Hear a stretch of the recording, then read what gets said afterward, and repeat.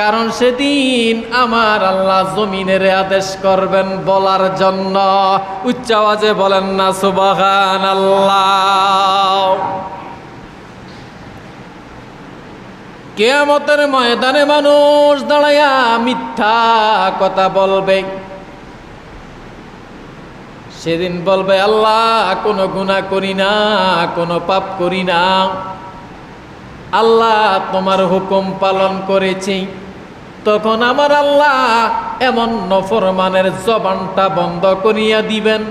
হাতে সেদিন সাক্ষী দিবে আল্লাহ আমি হাত দ্বারা সে এমন অপকর্ম করেছে, পা সাক্ষী দিয়া দিবে আমাকে দিয়ে অপকর্ম করেছে, শরীর সাক্ষী দিবে, এরপরে তার সবগুলি অঙ্গ প্রত্যঙ্গ সেদিন আল্লাহর কাছে বলে দিবে। সারার কোনো উপায় আসেনি।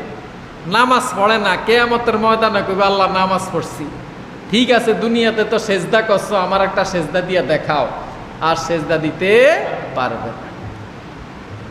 তো এখন জমিন সব কিছু আল্লাহর কাছে বলে দিবে, কারণ আল্লাহ পাক বলবে জমিনের বলার জন্য। তো তখন জমিন বলবে, হাত পা বলবে, সব কিছু বলবে, চোখে বলবে, সেদিন আর কোনো সারার উপায়